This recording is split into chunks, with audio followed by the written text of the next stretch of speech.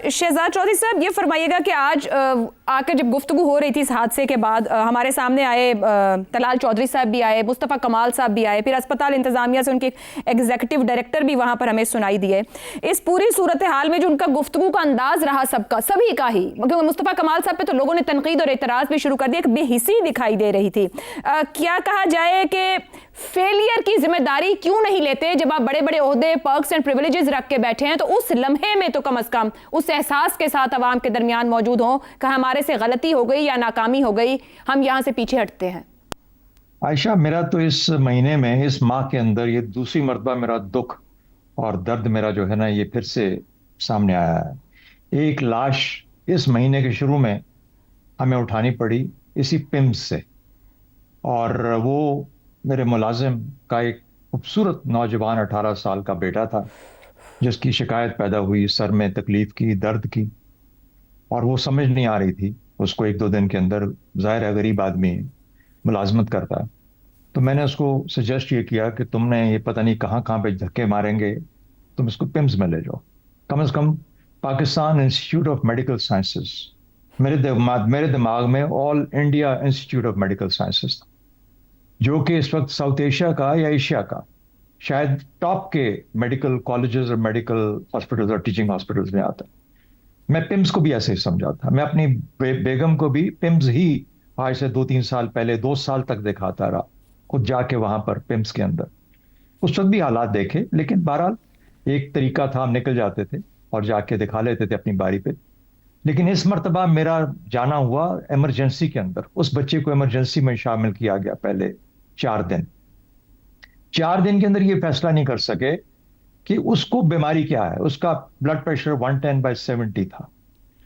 जब उसको 3-4 दिन लग गए और मैं जाता रहा, और सबसे बड़ी हैरानगी उनको ये थी और मुझे थी कि मैं डॉक्टर, छोटा डॉक्टर, वो जो बिल्कुल ड्यूटी डॉक्टर होता है, मैं इमरजेंसी की बात कर रहा हूँ, मेरी उस तक पहुंच नहीं हो पाती थी।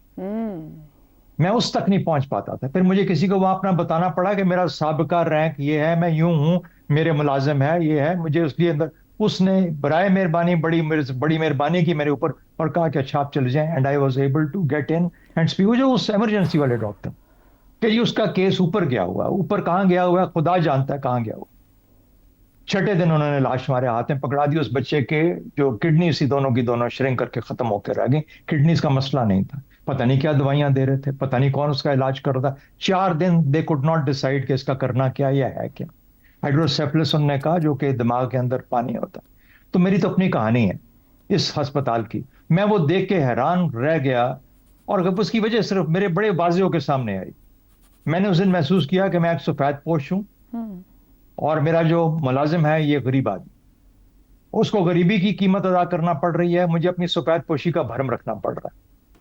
ये पिम्स है, Pakistan institute of medical sciences. आपने पूछे, आप पूछ सकते हैं कि आपने किसी को जाकर शिकायत क्यों नहीं की, आप किसी सेक्रेटरी से क्यों नहीं मिले, नहीं सर, ये हम सब शिकायत ही कर रहे हैं बैठे। आप किसी वजीर को क्यों नहीं मिले, आप किसी ने आपने जाके किससे बात नहीं की। वहां कोई तरीका है ही नहीं, एग्जिस्ट ही नहीं करता। मैंने कोशिश की वहां के एग्जीक्यूटिव डायरेक्टर से बात करने की, टेलीफोन पे अवेलेबल नहीं जी। जिससे बात कर लो। मैंने वजीरों से बात करने की कोशिश की इस मामले में, नहीं किसी और जगह से। वजीर पर्सनल टेलीफोन पे जवाब नहीं देते, तो किसकी बात करें, किसके पास जाएं। मैं इसलिए बार बार हम रोते हैं यहाँ बैठ के कि इस मुल्क का हाल बदकिस्मती से। आज किसी की मैं ट्वीट पढ़ रहा था, जुनैरा की, वो एंकर हैं, उन्होंने कहा कि this is irrecoverable, this country is now irrecoverable. मेरा ख्याल है, I agree with her, it is irrecoverable. हम तो चले उम्र को पहुंच गए, जहां तक है पता नहीं कितने साल और हैं। मैं तो आप लोगों के लिए फिक्रमंद हूँ, जो जवान हैं, जो इस वक्त पैदा हो रहे हैं, जिन्होंने जिंदगी आगे गुजारनी है, उनका क्या बनेगा। और लेकिन ये ऐसे चल नहीं सकता। It can not go on like this, the business can not go on like this. और सारी बातें सही हैं, चाहे वो ब्यूरोक्रेसी को चेंज करो, जब तक इंसान नहीं बदलेगा अंदर से, इंसान एहसास नहीं होगा उसके अंदर, दर्द नहीं होगा, वो कर क्या सकता है किसी के लिए? कुछ भी नहीं, कोई कुछ नहीं कर सकता। दुरुस्त। रज़ा रूमी साहब, पाकिस्तान पीपल्स पार्टी ने वजीर सेहत से इस्तीफे का मुतालबा किया, और जब वो पिम्स के बाहर खड़े भी गुफ्तगू कर रहे थे, वहां लोग भी इस्तीफे का मुतालबा कर रहे थे। अब अगर और उन्होंने वजीर आजम पे डाला कि वो मेरे बॉस हैं, मैं उनके पास ही जाऊंगा। निज़ाम की मजबूरियां ना हो तो क्या वजीर आजम वजीर सेहत से इस्तीफा तलब ना कर लेते? इस पूरी सूरत हाल में एक ले चुके हैं, एक और की भी तवक्को है, क्योंकि माजी में शहबाज शरीफ साहब ये कर चुके हैं। जब मॉडल टाउन हुआ था तो राना सनाउल्लाह से इस्तीफा लिया गया था। देखिए बात यह है कि बिल्कुल वो ये कर सकते हैं, लेकिन इस वक्त जो उनकी भी अपनी कोलिशन है उसकी अपनी मजबूरियां होती हैं, और मुझे नहीं मालूम कि वो किस हद तक अफोर्ड कर सकते हैं कि अपने कोलिशन पार्टनर को लूज कर दें उन हालात में जब उनको आगे जाके आईनी तरमीम के लिए सपोर्ट चाहिए। ये एक अलग बहस है, लेकिन मसला ये कि क्या वजीर के इस्तीफे से या सेक्रेटरी की मुअत्तली से या बरतरफी से क्या ये निज़ाम जो है सेहत का ये बदल जाएगा? ये पाकिस्तान का कैपिटल है, ये पाकिस्तान का वो इलाका है जहाँ पे एवरेज पर कैपिटा इनकम ज़्यादा है, एजुकेशन का लेवल ज़्यादा है, लिटरेसी ज़्यादा है, एम्प्लॉयमेंट ज़्यादा है, अपॉर्चुनिटीज़ ज़्यादा है, और यहाँ पे पब्लिक हेल्थ का ये हाल है। असल सवाल तो ये बनता है आयशा कि फिर आप ये सोचिए कि बाकी जो पाकिस्तान के अजला हैं या इलाका जात हैं उनमें क्या ही सहूलियात होंगी और क्या ही कयामत का आलम मगर होगा। अजहर उम्मीद पहले साहब, भी इस छोटे से इस्लामाबाद में पूरे पाकिस्तान की क्रीम आती है, ब्यूरोक्रेसी से लेकर सियासतदान तक। अगर वो इतने नाअहल और गैर जिम्मेदार हैं तो यही तो ट्रिकल डाउन करता है पूरे पाकिस्तान में। तो बस फिर ये आपने अपने ही सवाल का जवाब इसमें दे दिया कि दर हकीकत यही इस वक्त सबसे बड़ा क्राइसिस है। ये देखिए, ये जो वाकया हुआ है ये दर हकीकत एक बहरान की अलामत है, उसका सिम्टम है। आज खुद ये वाकया वाकया नहीं है, ये एक पूरे टूटे हुए निज़ाम की एक झलक है जिसमें कि मासूम जाने, मासूम खानदान ना सिर्फ ये कि वो कीमती जानों से हाथ धो बैठते हैं, बल्कि उनको सामना एक कल्चर ऑफ इम्प्यूनिटी से। इम्प्यूनिटी का मतलब ये है कि ये अभी ये होगा 48 घंटे 72 घंटे मीडिया इसको कवर करेगा, कुछ बरतरफियां हो जाएंगी और सब वापस जो है स्टेटस को की तरफ रवां दवा हो जाएंगे। बुनियादी तौर के ऊपर फेडरल लेवल के ऊपर हो या सूबे में हो या लोकल लेवल पे हो, हेल्थ केयर का जो मैनेजमेंट है वो उस हमेशा दुनिया में हर जगह वही कामयाब है जहां पे वो लोकल गवर्नमेंट्स के पास है, खसूसन जहां पे किसी किस्म की अकाउंटेबिलिटी मौजूद है। अब ये जो पिम्स का जो मामला है या और सरकारी अस्पताल पॉली क्लिनिक भी है इस्लामाबाद में, ये किसको अकाउंटेबल है? ये अकाउंटेबल है अनइलेक्टेड ब्यूरोक्रेट्स को, और ब्यूरोक्रेट्स की मंशा होती है वो जाके अच्छे ताल्लुकात एमएस बना लेते हैं, जो भी अफसर आला वहां पे तैनाती होती है या वजीर होते हैं, वीवीआईपीस का इलाज होता है, इसलिए वो पक्के हो जाते हैं। उनको कोई परवाह नहीं होती कि वहां पे जो आम मरीज होते हैं वो किस हाल में है या नहीं भी है, अनलेस कि उनकी कोई सिफारिश या उनके कोई ताल्लुकात हो। तो ये इस तरह सिस्टम चल नहीं सकता।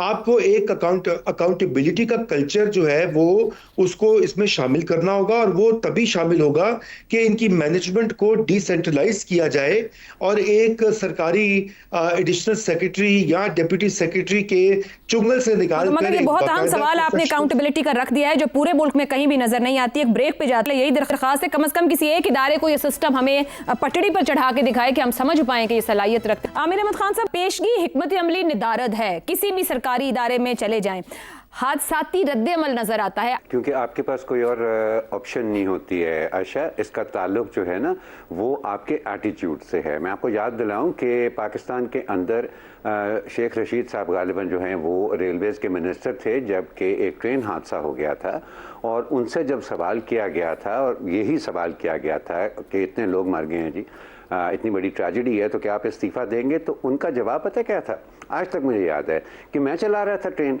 कि मैं इस्तीफ़ा दे दूं। किसी प्रॉब्लम ये होती है कि जब आपके कोई भी आपके दायराकार के अंदर जो भी आपकी जिम्मेदारी बनती है वहाँ पर अगर कोई हादसा होता है ना, तो आप इसलिए अपना ओहदा नहीं छोड़ते हैं कि कोई कानून ये कह रहा है या रूल्स एंड रेगुलेशंस कह रहे हैं, ये एक मॉरल इम्पेरेटिव होता है।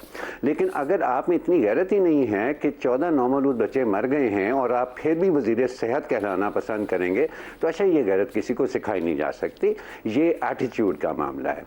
अब मैं आपको ब्रीफली इन कंपैरिजन ये जल्दी से ये बताना चाहूँगा कि ये एटीट्यूड जो है वो कितना मुख्तलिफ है एक महज़ब मुल्क जो कि बहुत ज़्यादा, जहाँ पर लोग खुश नहीं हैं, महंगाई भी बहुत ज़्यादा है, ज़िंदगी वहाँ पर बहुत मुश्किल है। मैं बात बरतानिया की कर रहा हूँ। लंदन में एक रेजिडेंशियल बिल्डिंग थी ग्रेनफेल टावर के नाम से, उसमें आग लग गई, बड़े पैमाने पर हलाकतें हुई, ज़ख्मी हुई, बड़ा नुकसान हुआ लोगों का। उसकी जो इन्वेस्टिगेशन हुई आशान को ये पता चला कि उन बिल्डिंग्स के बाहर जो जिस मटेरियल की क्लैडिंग होती है वो क्लैडिंग ऐसी है कि एक दफ़ा वो आग पकड़ ले तो उसको फिर रोकना तकरीबन नामुमकिन हो जाता है, ख़ासतौर पर हाई राइज बिल्डिंग में। वहाँ पर गवर्नमेंट ने पाबंद किया, तमाम बिल्डिंग्स वहाँ पर लंदन में जो सरकारी नहीं होती हैं, वो प्राइवेट प्रॉपर्टी डेवलपर्स जो हैं वो बनाते हैं वहाँ पर, उनको हुकूमत ने पाबंद किया कि जी आपने अपनी बिल्डिंग्स की क्लैडिंग बदलनी है और उसको फायर सेफ मटेरियल के साथ रिप्लेस करना है, जो कि अरब पाउंड्स का एक प्रोजेक्ट था। उसको चले हुए 10 साल हो गए उस प्रोजेक्ट को, वो रुका नहीं है। इस दौरान सैकड़ों बिल्डिंग्स की क्लैडिंग चेंज हो चुकी हुई है और जो बाकी रह जाती हैं उनकी भी एक टाइमलाइन तय हुई है। भरा 15-16 साल, मेरा ख्याल है कि उसके अंदर 5-6 साल और लगेंगे, तो कुल मिला के 16 से 17 साल का ये उनकी क्लैडिंग चेंज करने का प्रोजेक्ट है, लेकिन वो कहीं पे रुका नहीं है। एक दफ़ा उन्हें समझ आ गई कि क्या खराबी है, तो उन्होंने फिर पाबंद कर दिया हर किसी को कि नहीं, ये खराबी जब तक दूर नहीं होगी हम आपको आराम से नहीं बैठने देंगे। क्या पाकिस्तान में अंदर कभी ऐसा होता है? किसी बिल्डिंग में आप चले जाएं, यहाँ पर 10 में से 9 नहीं तो 8 बिल्डिंग्स में आपको वो सिलेंडर जो मिलेंगे वो कई महीनों से नहीं, वो हर साल से एक्सपायर हो चुके होंगे। यानी कि अगर कोई आग लग जाए तो वो बेकार हैं उसके लिए। सो ये जो एटीट्यूड है ना जी, ये सारा खराबी ये पैदा करता है। हादसाती रद्द अमल हमारा इसलिए होता है कि हमारा वो एटीट्यूड ही नहीं है कि हम अपनी जो जिम्मेदारी है उसको पूरी तरह से अदा करने की कोशिश करें। एक छोटी सी चीज़, मैं ऑनेस्टली अगर मैं ये शाम के बड़े बड़े टॉक शोज जो होते हैं पाकिस्तान टीवी के, अगर मैं चला रहा होता, मैं सिर्फ वज़ीर सैयद को दावत देके उन्हें एक सवाल करता कि आप सारा दिन क्या करते हैं, मुझे बस अपनी रूटीन बता दें, आपकी मसरूफियात क्या है, कि आपको इन चीज़ों से कोई गर्ज नहीं है, कोई मतलब नहीं है। एक दफ़ा मुझे उनकी रूटीन समझ आ जाए, हो सकता है कि मैं फिर उनसे माजरत भी करूँ कि जी मुझे नहीं पता था कि आप इतने मसरूफ आदमी हैं कि इस तरह की चीज़ों के लिए आपके पास टाइम नहीं है। दुरुस्त हो गया।